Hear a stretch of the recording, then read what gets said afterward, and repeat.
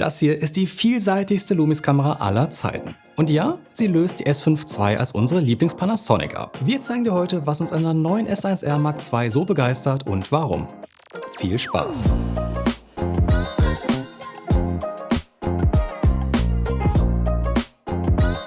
Und das ist sie. Im Formfaktor einer S5 II kommt die neue S1R Mark II mit einem neuen 44-Megapixel Vollformatsensor, einer bisher beispiellosen Leistung und fast allen Features, die das Foto- und Videoherz begehrt. Aber fangen wir mal von vorne an.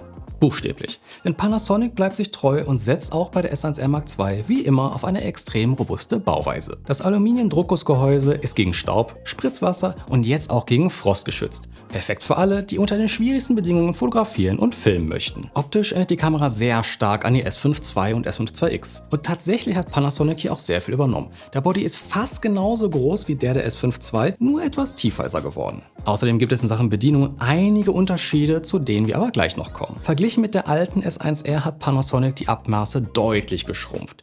Die neue Kamera ist rund 20% kleiner und leichter, also ein echter Fortschritt in Sachen Ergonomie. Ein besonderes Upgrade gibt es am Moduswahlrad. Statt der 3 Custom-Modi, der S1 und S5 II, stehen jetzt 5 individuelle speicherbare Modi zur Verfügung.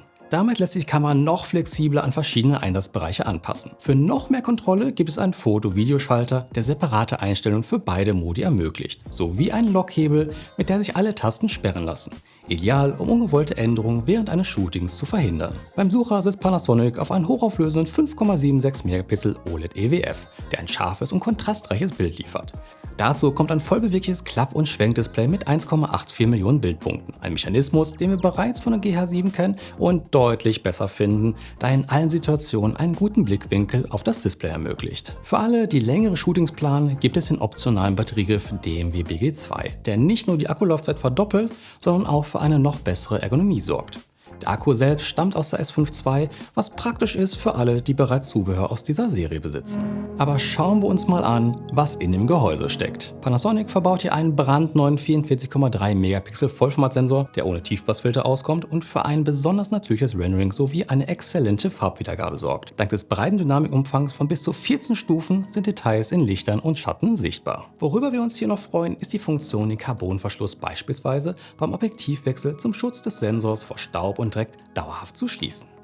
Diese Funktion hat in den letzten Panasonic-Kameras nämlich gefehlt. Die ISO-Werte reichen hier übrigens von 80 bis 51.200, erweitert sogar 40 bis 102.400, was die Kamera extrem flexibel für verschiedene Lichtverhältnisse macht. Gepaart mit dem neuen Prozessor der L-Square Technology, der speziell darauf ausgelegt ist, den hochauflösenden Sensor so lichtstark wie möglich auszulesen und zu verarbeiten, ist das ein echt leistungsstarkes Gesamtpaket. Dadurch liefert die Kamera die bisher schnellste Serienbildrate der Lumix S-Serie. Bis zu 40 Bilder pro Sekunde im AFC bzw. AFS-Modus und das ohne Blackout im Sucher.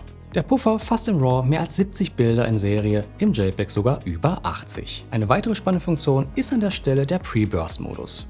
Hier beginnt die Kamera mit der Aufnahme, bevor der Auslöser tatsächlich durchgedrückt wird.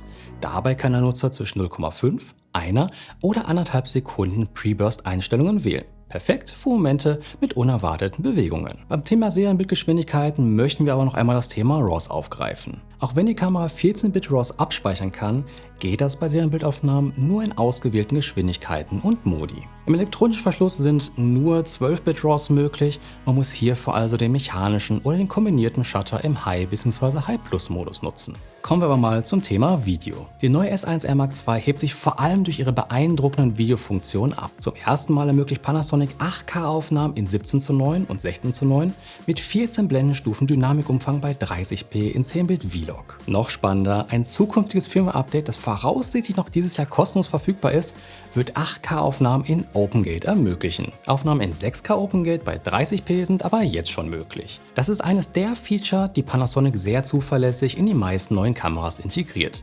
Mit OpenGate ist die Aufnahme der gesamten Sensorfläche gemeint. Im Falle der S1R Mark II wird also statt eines 16:9 Crop der ganze Vollformatsensor mit seinem 3:2 Seitenverhältnis aufgezeichnet. Das gibt uns die Flexibilität, das Bild in der Nachbearbeitung flexibler in andere Formate wie 16:9, 1:1 oder auch 9:16 zu schneiden und gleichzeitig die höchstmögliche Auflösung nutzen zu können. Dazu kommt die Funktion, alle möglichen Formate als Frame Guides auf das Display anzuzeigen, um direkt beim Dreh schon auf die verschiedenen Formate achten zu können. Intern kann in 5,8K mit ProRes, ProRes HQ oder sogar ProRes RAW aufgenommen werden. Entweder auf CF Express B-Karten oder per USB SSD. Bei 4K sind bis zu 120 Bilder pro Sekunde mit 10-Bit Farbtiefe möglich, mit leichtem Crop. Um euch jetzt aber nicht alle Aufnahmeformate und Framerates vorzulesen, blenden wir euch diese hier einmal in der Übersicht ein. Wenn euch das interessiert, könnt ihr das also gerne einfach pausieren. Außerdem solltet ihr unbedingt einen Blick auf unseren Livestream zur S1R Mark II werfen, bei dem wir noch einmal ausführlich alle Details zur Kamera besprechen und alle eure Fragen beantworten. Den Link dazu findet ihr entweder hier oder unten in der Videobeschreibung.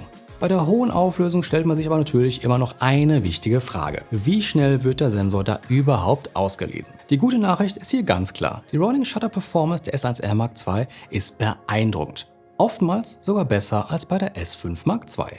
Die neuen Videofunktionen eröffnen auch spannende Workflows. Wer direkt für die Post-Production arbeitet, wird sich über die Frame.io-Integration freuen, inklusive Proxy-Recording für schnellere Vorschauen und Zusammenarbeiten im Team.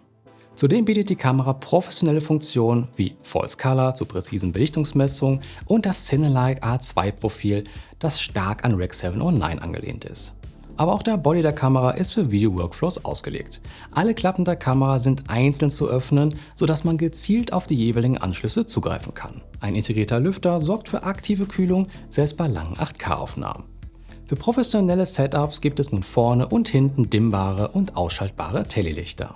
Und da bei Videoaufnahmen auch ein guter Ton besonders wichtig ist, hat die neue S1R Mark II auch 32-Bit Floating Audio mit an Bord. Also ein digitales Audioformat, das eine extrem hohe Dynamik und Präzision bei der Audioaufnahme und Wiedergabe ermöglicht. Das sorgt nicht nur für qualitativ extrem hochwertige Aufnahmen, sondern sorgt auch noch für eine riesige Flexibilität in der Nachbearbeitung. Wenn euch das Thema genauer interessiert, schaut gerne einmal in unser Video zur GH7 vorbei. Aber auch für Fotografen gibt es hier eine wichtige Integration.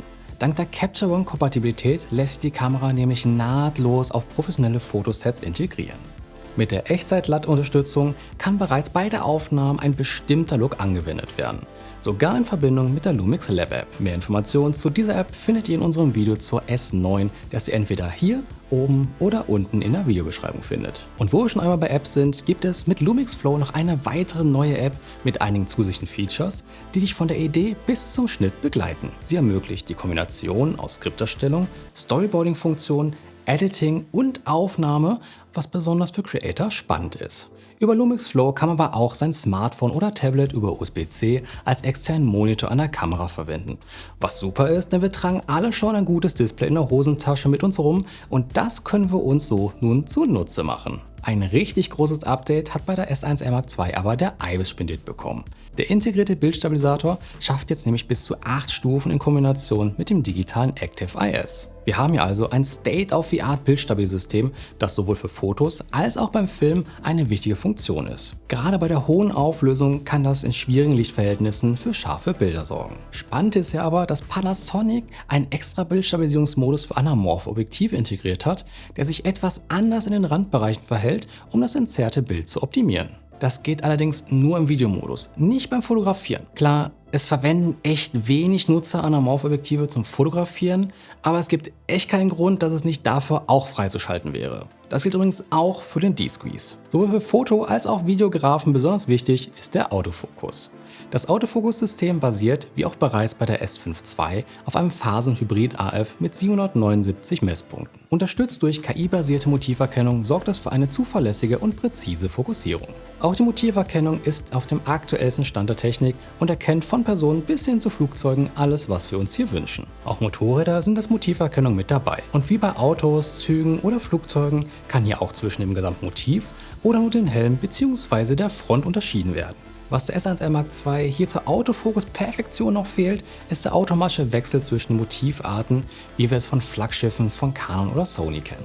Ansonsten gibt es zum Autofokus nicht mehr allzu viel zu sagen, aber es ist schön zu sehen, wie große Fortschritte Panasonic in Bezug auf den Autofokus-System in den letzten Jahren gemacht hat. Auch die Update-Politik finden wir hier sehr löblich, denn die Motiverkennung Motorrad und Flugzeug wurden vor kurzem erst per Firmware-Update auf die S5 II gebracht. Aber kommen wir mal zu einem Fazit. Mit der Lumix S1R Mark II bringt Panasonic eine Kamera auf den Markt, die sowohl für Foto- als auch Videografen extrem spannend ist. Die Kombination aus hochauflösendem Sensor, extrem schnelle Bildverarbeitung und innovativen Videofunktionen macht es zu einem echten Allrounder. Und das bei einer UVP von knapp 3.600 € auch noch zu einem wirklich fairen Preis. Die Zielgruppe der S1R Mark II sind ganz klar professionelle Fotografen und Filmemacher, die höchste Qualität und maximale Flexibilität benötigen.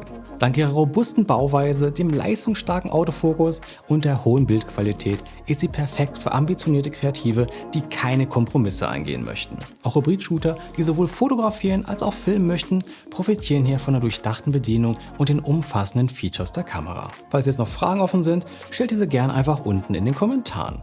Lasst uns da gerne auch wissen, was ihr von der Kamera haltet und ob sie was für euch ist.